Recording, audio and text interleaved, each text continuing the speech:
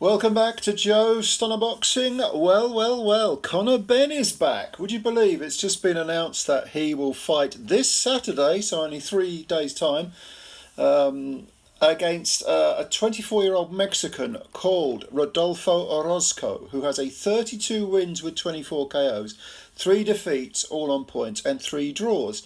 And 6'1", this kid, 24 years old. Last fought in June this year, scored a 4-round TKO against a guy who had only a 5-2 record. I looked through his record, don't know anything about this kid Orozco, and it looks to me like he's done the Mexican circuit against tough journeymen and people who are probably sort of domestic level. But the question, of course, is Conor Benn making the comeback after the allegations of drug misuse. Only 5'8", so he's 5 inches shorter than Mr. Orozco. That's interesting. But yeah, why is this happening now? I think because Eddie Hearn's put him on the Saturday card, which is in Orlando, Florida, and I think that was always inevitable. He was going to fight abroad for a few times, because if you put him back in, whereas in America he's not really that well known. No one really cares. No one cared that he failed a drugs test. He's just Conor Benn, probably son of Nigel Benn. Oh, he failed a drugs test, did he? Him and everyone else, Whereas in Britain, put him on in Britain, even if it's a low-level thing like the York Hall or Brentwood Leisure Centre or whatever, he would he'd be under the spotlight, he'd be under the microscope, and there would probably be a lot of booze in the audience as well. It would be added pressure. And Ben is very much a sort of fiery, very emotional character, like his father. So I think putting him on in Orlando on an undercard is a wise decision. It's a 10-rounder.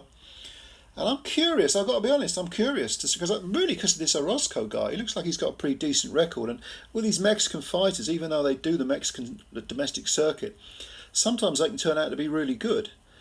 He's a tall, thin fella, bit of range on him, wide dimensions. And he's fought at welterweight. No, he's fought at light welterweight, but welterweight recently. And I don't know. I mean, yeah, it'll be intriguing anyway. So yeah, this Saturday coming, Conor Benn, the great drugs pariah, making his comeback in Orlando, Florida, against Rodolfo Orozco. 32 wins, 3 defeats, and 3 draws.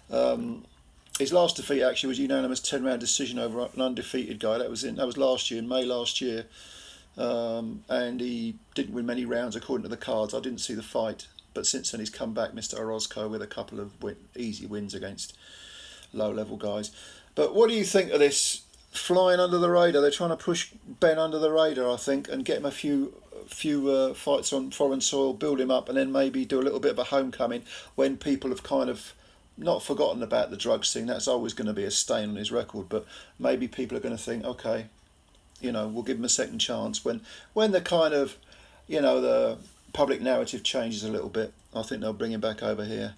Anyway, what do you think? Comments below, as always. Subscribe to the channel if you're new. Spread the word about Joe Stunner Boxing and hit the like button as well. Thanks as always for your time, and bye for now.